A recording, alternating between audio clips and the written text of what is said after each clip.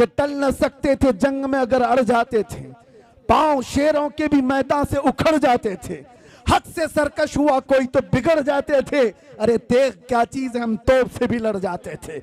आ गया इन लड़ाई में गर वक्त नमाज, किबला रूहों के जमीन बोस हुई कौम हिजाज। और उसी में इकबाल कहता है, दश्त तो दश्त है दरिया भी न छोड़े हमने, बहरे जुल्मात में दौड़ा दिए घोड़े हमने। नबी पाक सल्लल्लाहु अलैहि वसल्लम का जो गुलाम होता है, उनसे जो वफा किया है, अल्लाह ताला सारी कायनात उसको मुसख्खर करके दे देता है। मशहूर वाक़या आपको पता है, गारे सौर में मेरे आका सल्लल्लाहु अलैहि वसल्लम सिद्दीक़ अकबर के साथ एक सांप हज़रत अबू बकर सिद्दीक़ के पाँव में काट रहा था और उसके बाद जहर चढ़ भी गया। नबी पाक सल्लल्लाहु ताला अलैहि वसल्लम वहां मौजूद हैं गार में। सांप से कटवाना आसान बात नहीं है। अरे मियाँ, अगर कांटा भी चुभ जाए तो हमारा जिस्म बेख्तियारी में हिल जाता है, आपको हिलाने की जरूरत नहीं।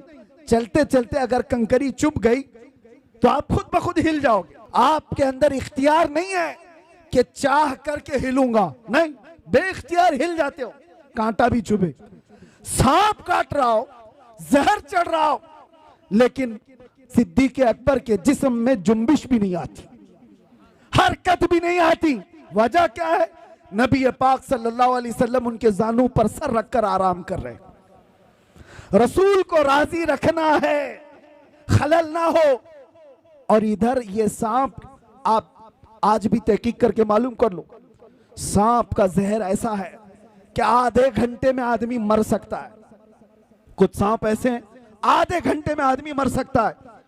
सिद्दीक़ अकबर को जो सांप काट रहा था, बरसों पुराना सांप, जहर चढ़ चुका है, लेकिन आपके जिस्म में हरकत नहीं, आप पांव तक हिलाना नहीं चाहते। उनको पक्का मालूम होगा कि ये सांप का जहर अगर ऊपर तक चढ़ आया तो अभी थोड़ी देर के बाद मेरी मौत हो जाएगी, मौत हो जाएगी, जान जाने वाली है। और रसूलुल्लाह को वो नींद से उठाना नहीं चाहते। सिद्दीक बल्कि गार में जान उन पे दे चुके, हिफ्ज़े जान जो जान फुरूज़े गुरर की है। आला हजरत कहते, पता है आपको मैं बताता हूं, मुसलमान हो तो सबसे पहला फर्ज क्या है पता है आपको? सबसे पहला फर्ज है जान बचाना, जान की हिफाजत सबसे पहला फर्ज। फिर उसके बाद दूसरे फर्ज है नमाज या दीन की हिफाजत, ये दूसरा फर्ज। जो सबसे पहला फर्ज है वो जान बचाना। आला हज़रत फरमाते हिफ्ज़े जान, जान फुरूज़े गुरर की है, सारे फराइज की जान है ये, जान को बचाना। और सिद्दीक़ अकबर जान ही निछावर कर रहे हैं, किस पर? नबी पाक की नींद पर।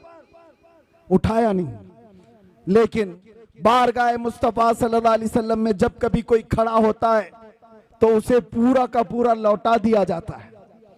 ये नहीं है कि कुछ बाकी रखा जाता। हुजूर बेतार हुए, देखा सिद्दीक़ अकबर के चेहरे को बदला हुआ, जिस्म के अंदर अजीब सी कैफियत है। मेरे आका ने पूछा क्या हुआ? कहा लदगतिल हय्यतु या रसूल अल्लाह, अल्लाह के रसूल सांप काट रहा है। हुजूर ने अपना लुआब पाक लगाया, जहर खत्म हुआ। वाकया पता है, हजरत अबू बकर कहते हैं जिंदगी भर मुझे फिर ये पता ही नहीं चलता था इस पाँव में सांप काटा था कि उस पाँव में काटा था। एक बात ही। दूसरी बात, नबी पाक सल्लल्लाहु अलैहि वसल्लम मौला अली के साथ, असर का वक्त है, हुजूर की नमाज असर हुई, हजरत अली ने नमाज असर नहीं पढ़ी। यहां भी यही मसला है, नबी पाक सल्लल्लाहु अलैहि वसल्लम हजरत अली की गोद में सर रखकर आराम फरमा रहे, सूरज डूब रहा था। वो आम लोगों की बात नहीं कर रहा हूं, हैदर कर्रार की नमाज, नमाज जा रही है, गम अंदर से है, लेकिन बारगाह मुस्तफा में बैठे नबी पाक आराम कर रहे हैं, नमाज जा रही है। मुझे बताओ, अल्लाह की इबादत और इधर रसूलुल्लाह की नींद। हजरत अली नहीं उठाए, सूरज डूब गया, असर चली गई। उसके बाद मेरे आका की नींद या मेरे आका सल्लल्लाहु अलैहि वसल्लम की आंख खुली तो आपने देखा हजरत अली को रोते हुए, पूछा क्या हुआ? असर कज़ा हुई। हुजूर पाक ने उनके लिए भी क्या किया? इशारा किया, डूबे हुए सूरज को पलटाया। वाकया पता है, असर की नमाज हजरत अली की अदा हो गई। एक सिद्दीक अकबर जिनको चाहिए था जान बचाना, जो सबसे पहला फर्ज है, वो निछावर कर दिया। और हजरत अली को जो दूसरा फर्ज है नमाज की हिफाजत, वो भी छोड़ दिया। किसके लिए? रसूलुल्लाह के लिए। किसके लिए? नबी पाक की नींद के लिए। एक जान कुर्बान कर रहा है और एक नमाज कुर्बान कर रहा है। सिद्दीक बल्कि गार में जा उन पे दे चुके हिफ्ज़े जान, जो जान फुरूज़े गुरर की है। मौला अली ने वारी तेरी नींद पर नमाज, वो भी नमाज असर जो आला खतर की है।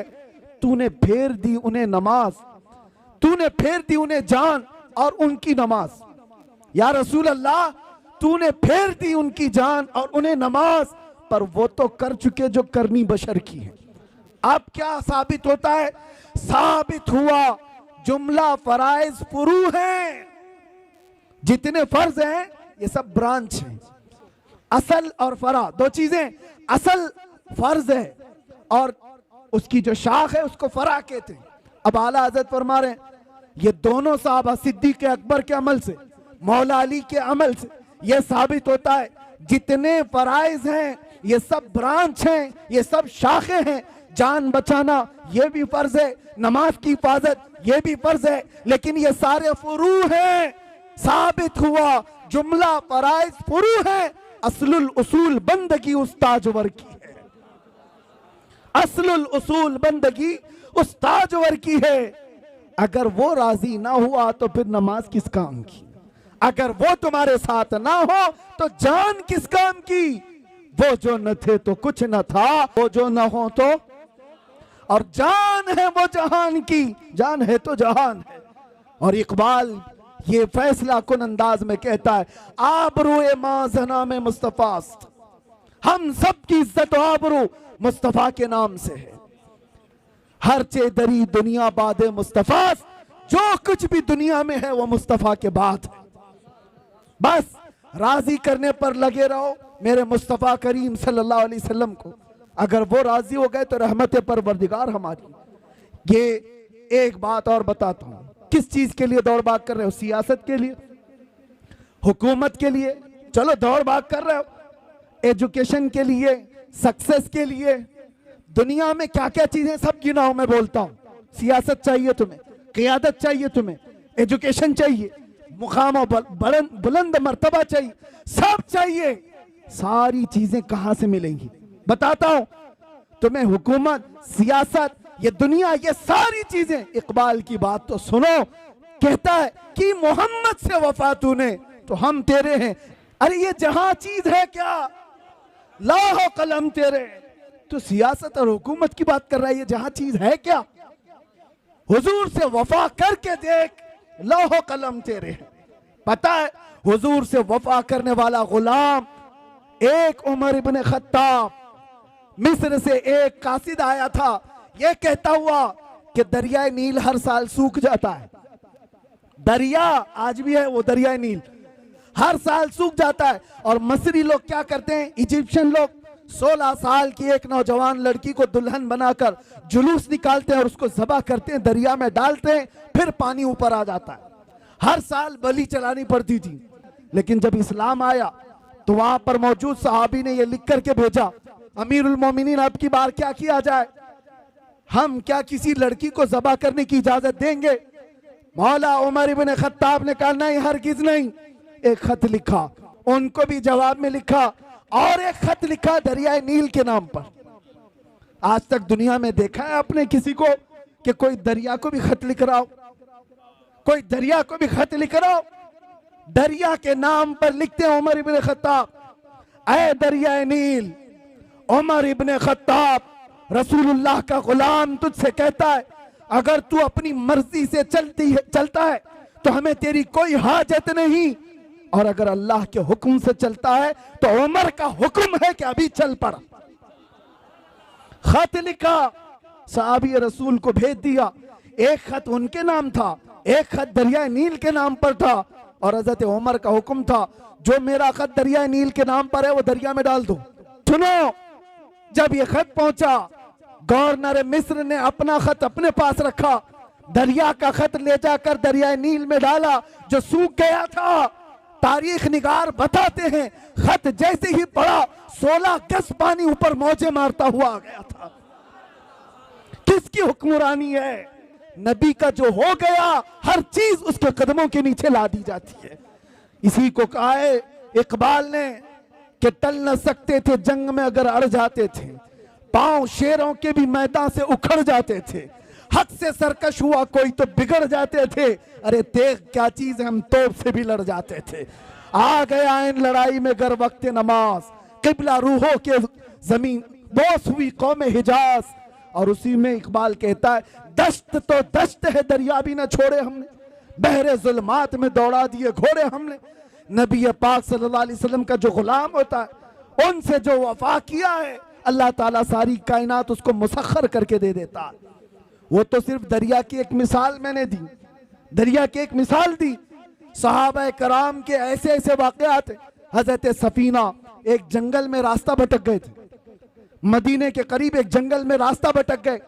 कहते मैं रास्ता नहीं पा रहा था, अचानक एक दरिंदा आ गया, शेर मुंह फाड़े हुए मेरे सामने आ गया। साहबी रसूल है। हजरत सफीना कहते हैं जैसे ही वो शेर करीब आया मैं क्या करता, मेरे पास ना हथियार ना भाला ना नेजा कुछ नहीं। जब वो मुंह फाड़ कर मेरे पास आया मैंने चीख करके इतना कहा या अबल हारिस अना मौला रसूलिल्लाह, ऐ फाड़ खाने वाले दरिंदे मैं रसूलुल्लाह का गुलाम हूं।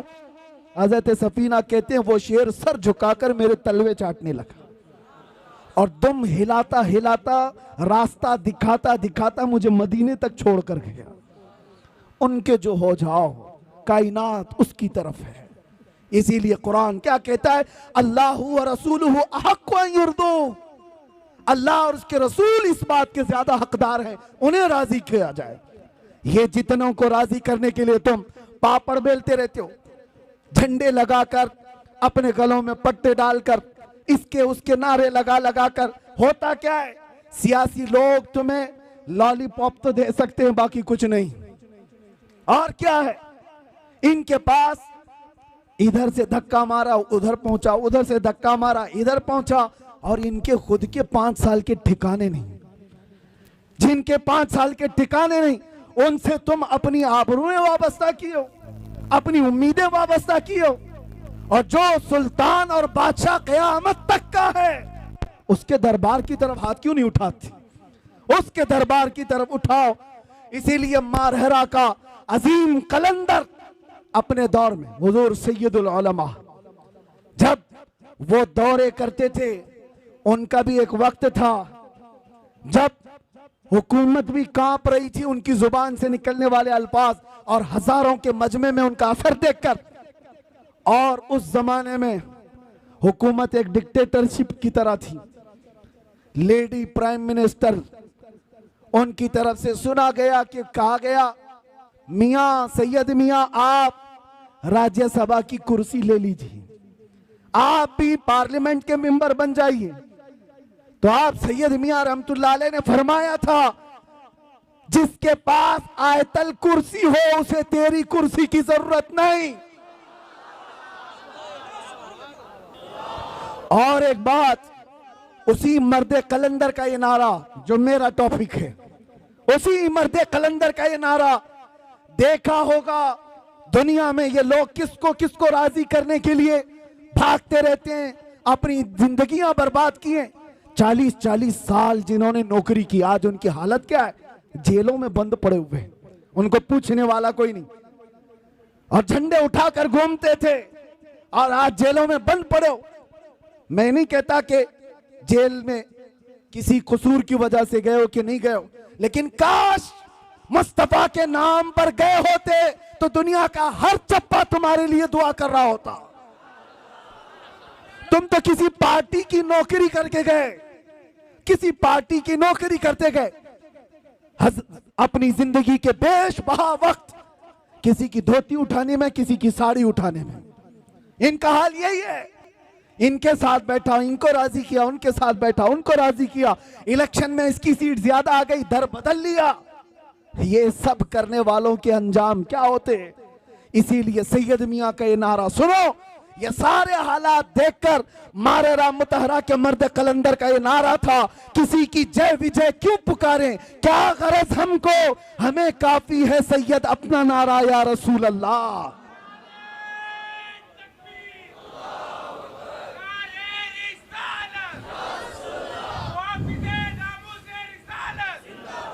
अजीजा ने गिराम वकार, बस मैं अपनी बात को खत्म करता हूं। अल्लाह और उसके रसूल को राजी करने की फिक्र में रहो, बाकी किसी को राजी करने की जरूरत नहीं। कोई राजी नहीं होगा, ये बात पक्की है, ये बात पक्की है। हमसे भी कहा जा रहा था, जब लास्ट दिन थे हमारे बाहर आने से पहले, ऑफर बहुत सारे आए हैं लेकिन मैं इजहार नहीं करना चाहता, ये कि आप ये नहीं बोलेंगे और आप ये बोलेंगे, आप इस तरह से काम करेंगे, मुल्क का भी फायदा होगा, इसका भी फायदा होगा। हम सब समझते हैं किसका फायदा होगा। ये बातें करने वालों से मैं एक बात कहा था, तुम्हारी क्या गारंटी है कि कब तक तुम राजी रहोगे, कब तक तुम राजी रहोगे। आज हम ये बोलना छोड़ दें, तुम उसके बाद कल ला करके कहोगे कि कुरान पढ़ना भी छोड़ दो, तीसरे दिन बोलोगे कलमा भी मत पढ़ना। यानी तुमको राजी करते करते पूरे कपड़े उतार दिए जाए। इसलिए याद रखो ए मुसलमानों, दुनिया को राजी करने में कभी अपने आप को बदलने की जरूरत नहीं। अल्लाह और उसके रसूल को राजी करने में अपना वक्त लगाओ और अल्लाह ताला ऐसा मुकाम बनाता है, ऐसा मुकाम बनाता है कि तुम मर के भी चले जाओगे, नाम अल्लाह मिटने नहीं देता। बस यही मेरा मैसेज है कि आज झूम करके हम ये कह करके जाएंगे, दुनिया किसी भी तरफ बुलाए, दुनिया किसी भी लालच की तरफ हमें पुकारे, हमें वो नहीं देखना है और ना उनको राजी करना है, ना हुस्न को राजी करना, ना दौलत को राजी करना, ना वक्त के ताकतों को राजी करना। बस हमारा क्या मिशन है, अपना सब कुछ गुंबद खजरा कल भी था और आज भी है, मेरे नबी से मेरा रिश्ता कल भी था और बतला दो गुस्ताखे नबी को, गैरत सुन्नी जिंदा है, उन पे मर मिटने का जज्बा कल भी था और लब्बैक या रसूल अल्लाह।